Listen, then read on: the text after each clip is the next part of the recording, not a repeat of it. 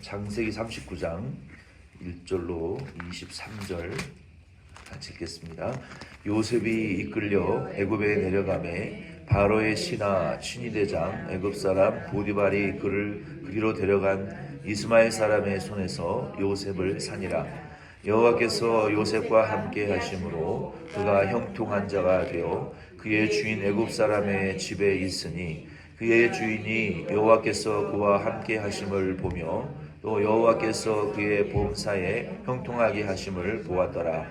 요셉이 그의 주인에게 은혜를 입어 섬김에 그가 요셉을 가정 총무로 삼고 자기의 소유를 다 그의 손에 위탁하니 그가 요셉에게 자기의 집과 그의 모든 소유를 물을 주관하게 한 때부터 여호와께서 요셉을 위하여 그 애굽 사람의 집에 복을 내리심으로 여호와의 복이 그의 집과 밭에 있는 모든 소유에 미친지라.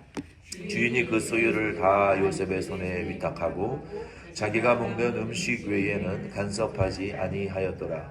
요셉은 용모가 빼어나고 아름다웠더라.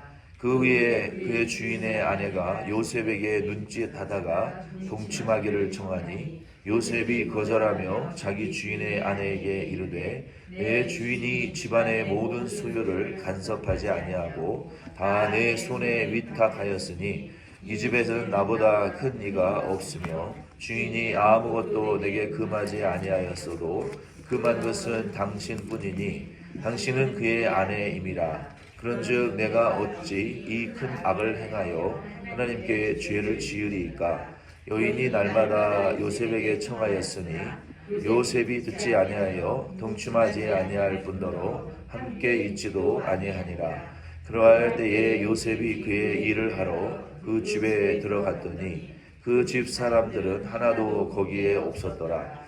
그 여인이 그의 옷을 잡고 이르되 나와 동침하자. 그러나 요셉이 자기의 옷을 그 여인의 손에 버려두고 밖으로 나가매 그 여인이 요셉이 그의 옷을 자기 손에 버려두고 도망하여 나감을 보고 그 여인이 집 사람들을 불러서 그들에게 이르되 보라, 주인이 히브리 사람을 우리에게 데려다가 우리를 희롱하게 하는도다.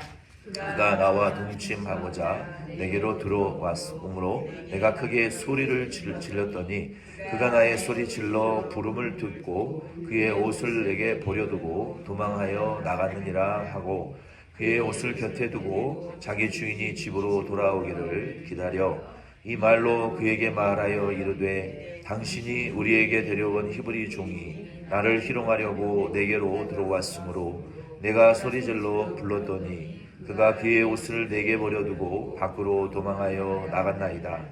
그의 주인이 자기 아내가 자기에게 이르기를 당신의 종이 내게 이같이 행하였다 하는 말을 듣고 심히 노한지라. 이에 요셉의 주인이 그를 잡아 옥에 가두니 그 옥은 왕의 죄수를 가두는 곳이었더라.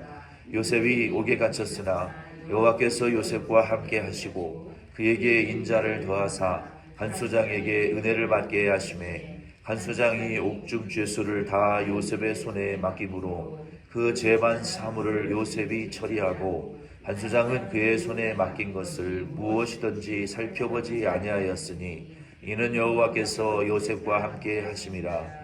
여호와께서 그를 범사에 형통하게 하셨더라. 아멘.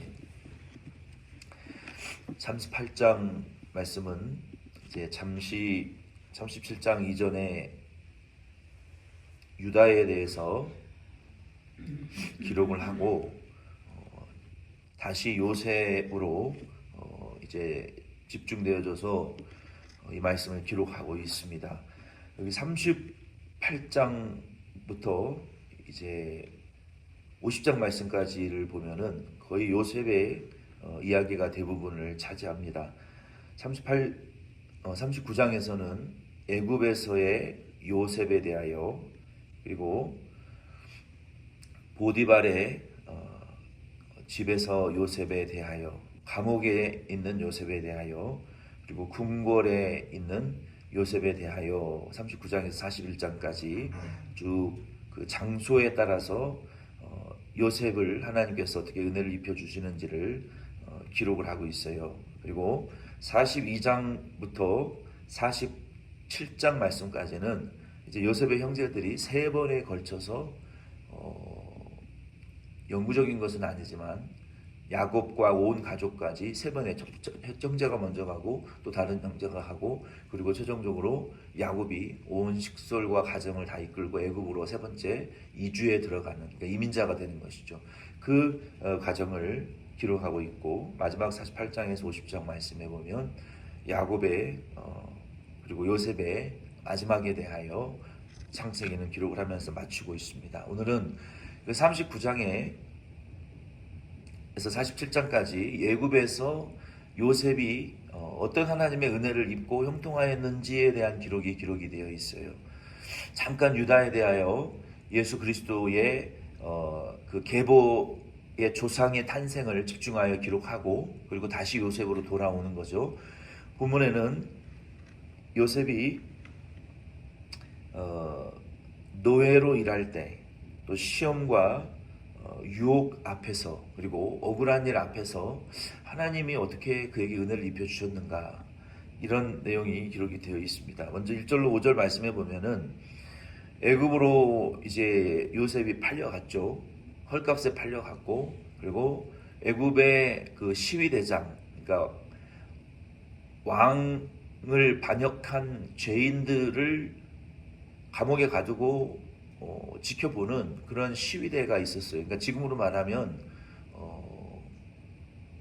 수비대, 어떤 백악관 그 수비대 혹은 뭐 청와대 수비대, 그러니까 가장 근접 경호를 하는 왕의 그 시위대, 그러니까 보호하는, 왕을 그 시전하고 보호하고 그리고 반역자들을 형벌을 주는 그런 그 근위대 같은 리더였습니다. 보디발이 요셉을 보았을 때 아마 그 가운데 하나님의 은혜가 있었기 때문에 마음에 들어했던 것 같아요. 그래서 요셉을 이제 노예로 사서 처음에는 집 밖에서 일하는 노예로 요셉을 사용했습니다. 여기 1절 5절 말씀해 보면은 요셉에게는 하나님의 꿈이 있었어요. 꿈, 하나님의 말씀, 그러니까 약속이 있었잖아요. 그 하나님의 약속을 가지고 있는 요셉은 처음에는 좀 두려워했을 수는 있지만, 요셉이 굉장히 그 모험심이 아주 어리고 철이 없었지만 하나님의 그 꿈을 붙들고 모험을 두려워하지 않는 그런 아주 좋은 장점이 있었던 것 같아요.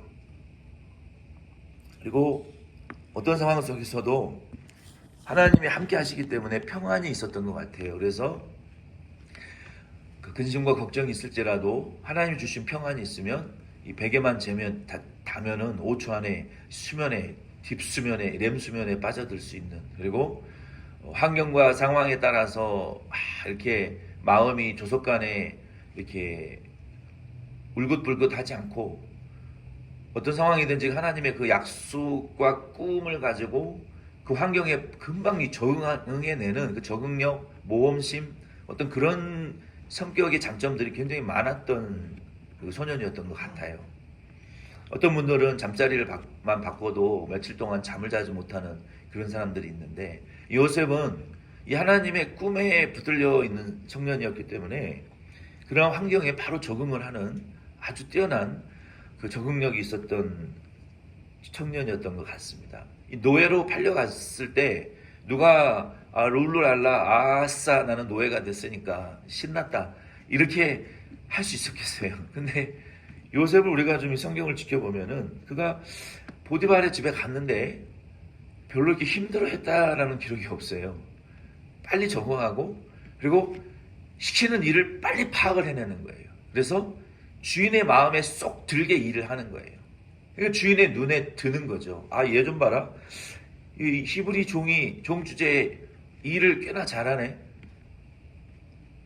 뭐 이거 계산하는데 보니까 계산기 두드리지도 않고, 그거 뭐 5,000불에서 3,678불이면 얼마예요? 암산으로 딱 계산해버리고, 일이 빠릿빠릿하고 일처리가 좋고 사람들과의 관계성도 좋고 애가 똑똑하고 일을 잘한단 말이에요. 그러니까 곧바로 집 밖에서 일하던 요셉이 주인의 눈에 들어오고 이 집 안으로 불러들임을 받았어요. 그래서 집 밖에서 일하던 이 요셉이 집 안으로 들어와서 이제 일을 하게 되고, 그리고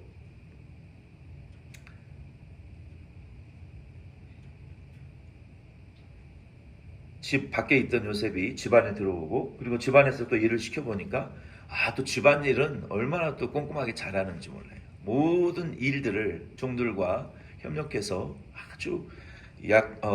아주 지혜롭게 일을 잘하는 모습을 보고, 보디발이 너 이제 그런 일 그만하고 잡일은 그만하고 내 개인 수행원이 되라, 비서가 되라. 그래서 요셉을 자기 비서로 딱 옆에 두고 수행원으로, 대리인으로 모든 일을 요셉을 통해서 집안일을 이제 하게 하고, 요셉은 그 과정에서 바깥일도 마스터를 했고 집 안일도 마스터를 했고, 그리고 보디발의 개인 비서가 돼서 그의 모든 중대 소사를 다 마스터하면서 보디발을 도와주면서, 보디발이 만나는 사람들이 누굽니까? 다 왕 옆에 있었던 고위 관료들 아닙니까?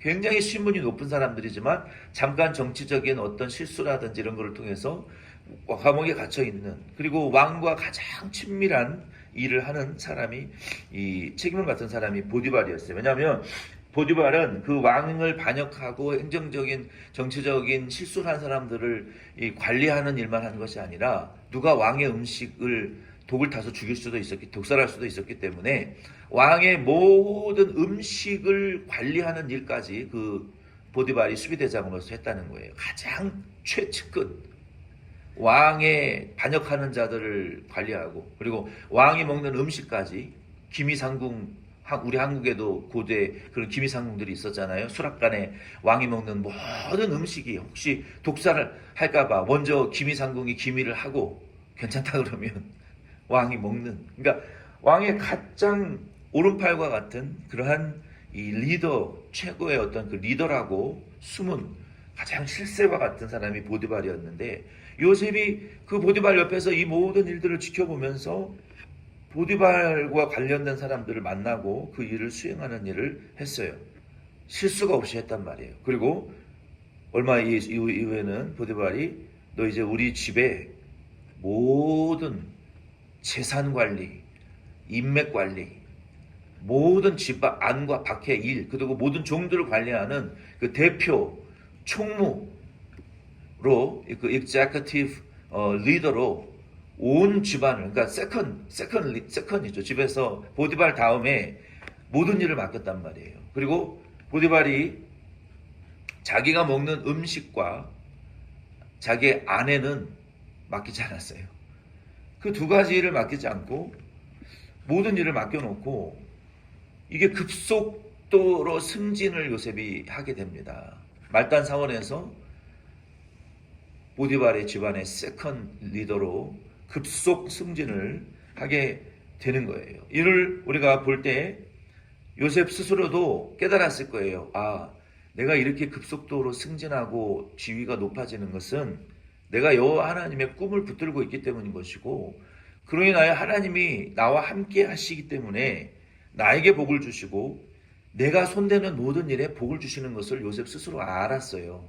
그것을 통해서 아마 지난 잠깐 동안의 그 힘든 고통의 세월이 있었지만, 하나님이 이러려고 나에게 꿈을 주신 것이고, 나에게 이러한 위치에 주기 위해서 나에게 그러한 꿈을 하나님 주신 것이고, 지금 하나님이 그 꿈을 이루어가고 있는 것이구나라는 것이 요셉에게 깨달아졌다는 거예요. 자기의 능력에서 나오는 게 아니에요. 어떻게 일개 죄수와 노예가 이 국가의 왕당으로 왕의 오른팔과 같은 보디발의 가정에 2인자로 이렇게 급속도로 승진할 수가 있을 수가 없는 일이잖아요.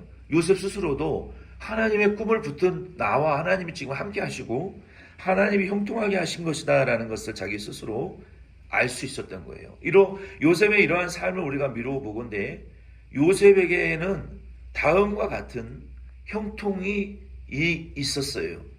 하나님이 함께 하시면 형통하게 됩니다. 하나님이 함께 하시면 범사에 복을 주시고 내가 하는 일에 하나님의 복이 임합니다. 흘러 넘쳐요.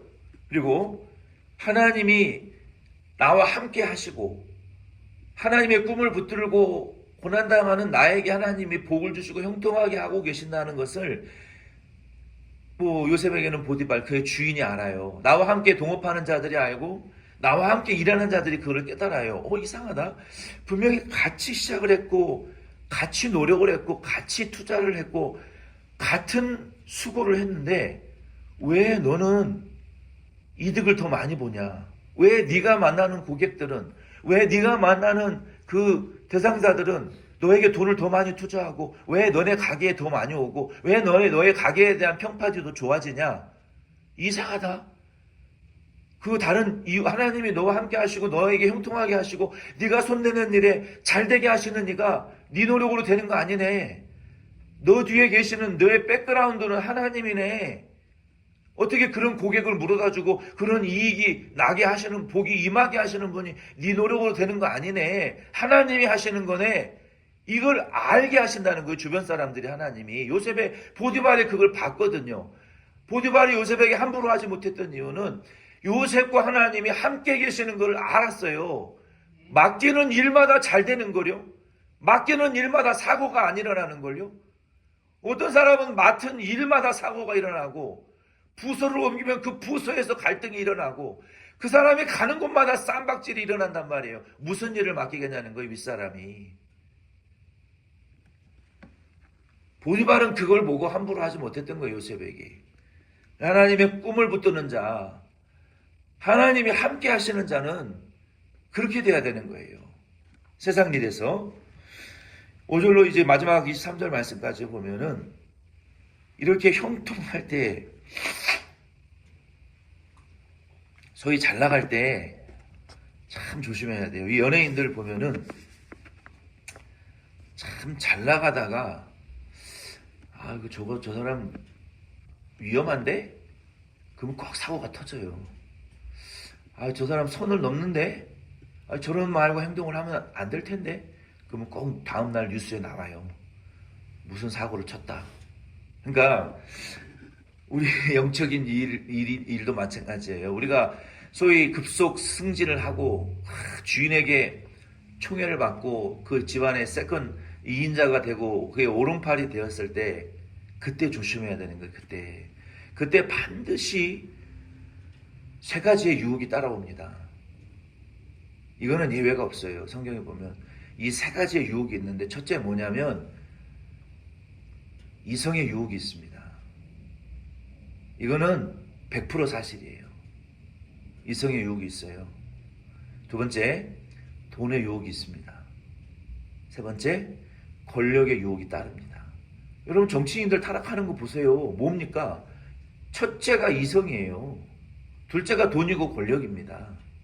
이거는 예외가 없어요. 근데 요셉도 이렇게 급속 승진을 하고 이 보디발의 오른팔이 됐을 때 무슨 유혹이 옵니까? 이성의 유혹이 오잖아요. 억울한 일이 온다고요. 억울한 상황이 있을 수 있어요. 유혹이 온다고요. 근데 요셉은요, 하나님의 꿈을 붙들고 있는 사람이었기 때문에 충성된 사람이었어요. 그러면 충성된 청년은 누구냐?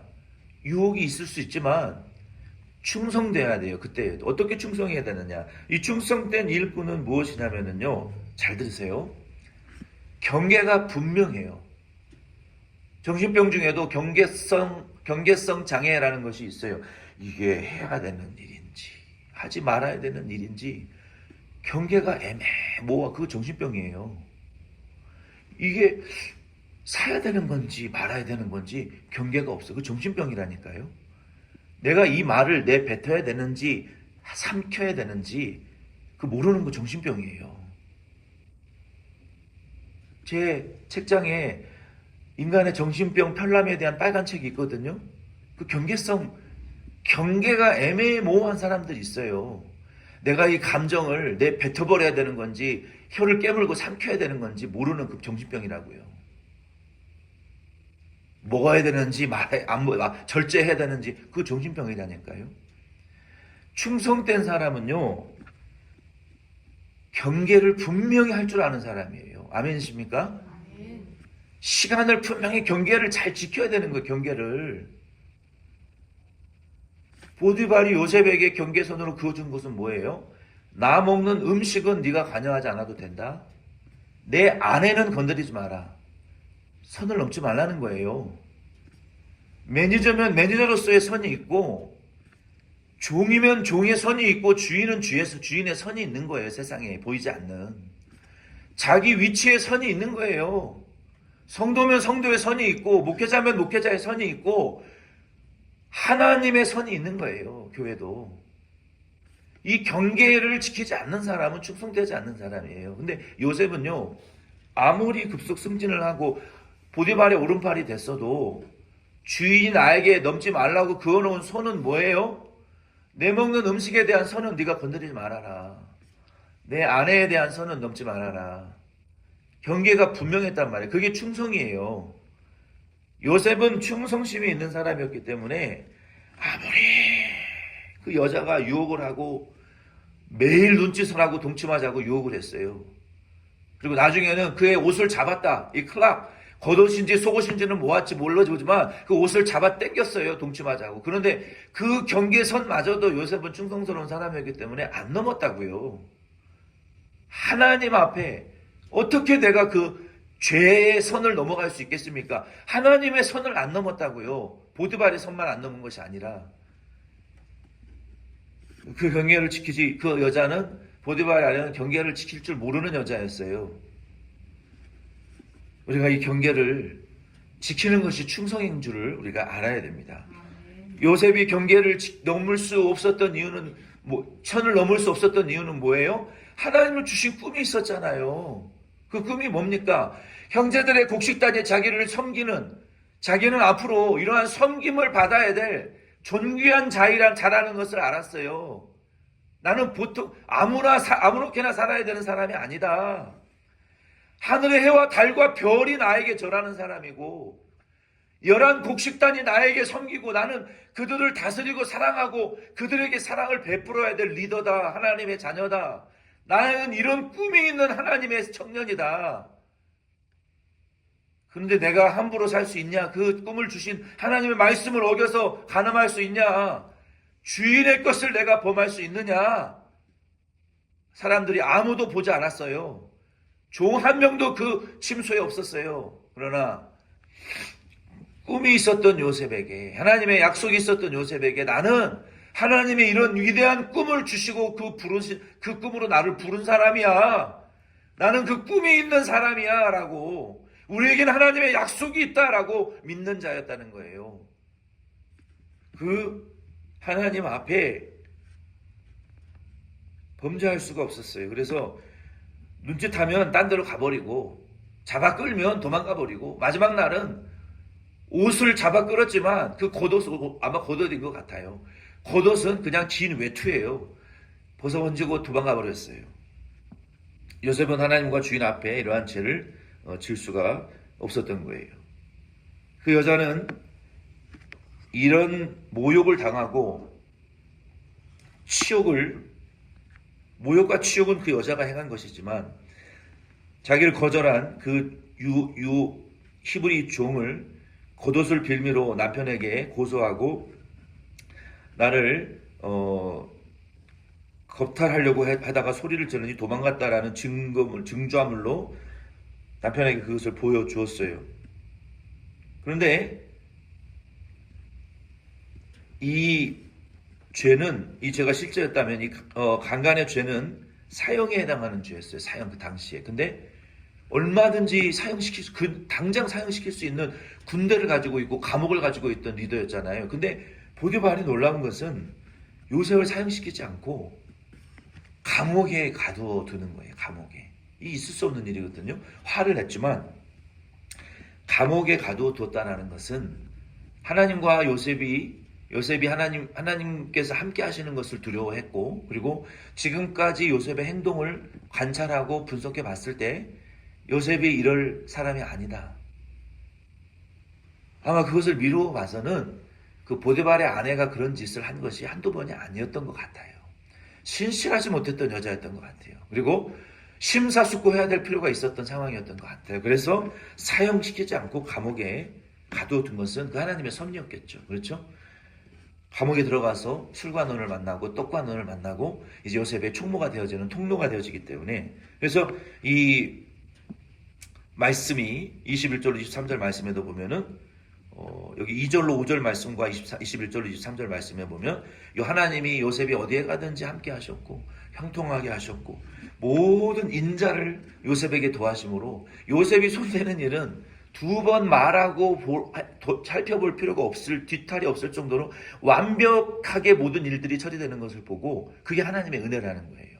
내가 일을 했는데 자꾸 실수가 나고 탈이 나고 문제가 생기고 하나님이 함께 하시지 않기 때문에 그래요. 하나님이 은혜를 주시지 않기 때문에 그래요. 그러니까 우리는요, 무슨 일을 하든지 하나님이 이 일에 은혜를 주시고 내가 하는 일에 하나님이 복을 주셔서 나는 노력하고 열심히 하겠지만 내가 실수가 있을지라도 하나님이 이 일이 완벽하게 마무리되게 하시고 탈이 나지 않게 하시고 사람들에게 평가에 있어서 문제되지 않도록 하나님이 그 복 위에 은혜와 은혜를 더해주시고 인자를 더해주셔서 조금 실수가 있더라도 다 은혜로 커버될 수 있도록 해주시옵소서. 우리가 그렇게 기도를 해야 돼요. 요셉이 하나님이 함께 하셨기 때문에 그렇게 된 거 아닙니까? 오늘 이 말씀을 통해서 이 말씀을 우리의 삶에 좀 적용을 하면 성경은 하나님의 언약이 성취되어지고 우리의 삶이 안정되어지고 풍족해진 이후에 오는 시험을 강력하게 경고하고 있습니다. 조심하라는 거예요. 너희들이 평안해지고 안정하고 평안하다, 안전하다, 이제 아이고 이 정도면 좋다, 득다시고 배부르면 이제 됐지, 이제 됐다, 그럴 때 조심하라는 거예요. 신앙생활. 그때 시험이 온다는 거예요. 그때 성경은. 바울이 그래서 고린도전서 10장 전체의 말씀을 통해서 구약 광야 교회의 성도들이 언제 시험하고 언제 원망하고 언제 우상숭배하고 언제 간음하다가 멸망당해서 죽은 것이 우리에게 본보기로 되지 않느냐라고 고린도전서 10장 1절로 33절 말씀을 통해서 우리에게 몇 가지의 중대한 본보기를 우리에게 보여주었어요. 우상숭배하다가 멸망당한 자들의 본보기, 고린도전서 10장 7절로 8절, 음행하다가 하루에 2만 3천 명이 죽은 9절로 10절의 본보기, 주를 시험하다가 원망하고 시험하다가 멸망당한 자들의 본보기를 16절로 22절, 고린도전서 10장 1절로 22절 말씀을 세 가지로 우상숭배와 간음과 원망과 시험에 대한 본보기를 그들이 그렇게 하루아침에 2만 3천 명이 죽고 멸망당하지 아니하였느냐. 그러므로 고린도전서 10장 11절로 12절 말씀에 그것이 우리에게 좋은 변복이다. 무슨 변복이? 이 정도면 평안하고 이 정도면 만족스럽고 이 정도면 우리의 삶이, 우리의 교회가 안정됐다라고 할 때 오는 시험으로 멸망당한 본보기를 우리에게 보여주면서 너희들은 평안하다 할 때, 안전하다 할 때, 이 정도면 만족스럽다 할 때 이것을 기억하라는 거예요. 이것을. 무엇을 기억하라? 고린도전서 10장 11절로 12절에 그들에게 일어난 일은 본보기가 되고 또한 말세를 만난 우리를 깨우치기 위하여 기록되었느니라. 그런즉 선줄로 생각하는 자는 넘어질까 조심하라. 우리가 이제 겨울에 눈 오면 어디든지 미끄러지고 자빠질 수 있다라는 생각을 가지고 이렇게 아침에 나갈 때 조심조심해서 나가면은 넘어져도 조금 넘어져요. 근데 아무 문제 없어. 나 지금 트레킹화 심어서 가다가 넘어지면 발라당 넘어지면 뒤통수 깨지는 거예요. 넘어질까 좀 조심해도 넘어지면 조금 다치는데 안 넘어져 하고 자신만만하게 가다 넘어지면 발라당 자빠진다고요. 우리도 평안하다, 안전하다, 우리의 가족도, 나 자신도, 우리의 자식들도, 내 삶도, 내가 열심히 하면 되지, 아무 문제 없어, 다 할 수 있을 거야, 이렇게 선줄로 생각하면 크게 다친다고요. 평안하다, 안전하다 할 때도 항상 선줄로 생각하면 넘어질 수 있으니까 넘어질 수 있다라고 생각하고 겸손하라는 거예요. 마귀의 시험이 올 수 있다라고 생각하고 경계 근무를 쓰면서 살아야 된다는 거예요. 운전하다가 50년 베테랑 운전수가 핸드폰 0.1초 쳐다보는 순간에 사고 나는 거예요. 괜찮겠지 하고 그때 사고 나는 거 아닙니까? 그래서 우리는 오늘 이 말씀을 통해서 선줄로 생각하지 말고 겸손하라는 거예요. 그리고 요셉이 부당하게 정죄를 받고 이 시험을 받은 것은 그리스도의 모형이에요. 그리스도와 요셉의 발자취를 따르는 모든 자들은 의를 위하여 핍박을 받을 수 있고 박해를 받을 수 있지만 천국이 그들의 것이고 또 우리가 이러한 의의 핍박을 억울하게 당할 때 예수님께서 기뻐하고 즐거워하라. 선지자들도 그런 고난을 당했으니 기뻐하고 즐거워하라. 너희의 상급이 있다. 그러니까 우리가 이상하다. 이 시험이 올 일이 아닌데 왜 이렇게 애매한 일을 당할 일이 아닌데 왜 이렇게 힘든 일들이 자꾸 오는 거지? 라고 여러분 그렇게 원망 불평하고 답답해하면 하지 마시고 하나님 나에게 상급을 주시려고 이런 애매한 일을 당하게 하시는구나. 이런 일이 일어날 상황이 아닌데 하나님이 주실 상급이 있겠구나. 이렇게 생각하라는 거예요. 아멘이십니까? 그걸 우리 삶에 적용해야 돼요. 요셉에게 상급이 있었잖아요. 우리도 이와 같은 믿음을 가지고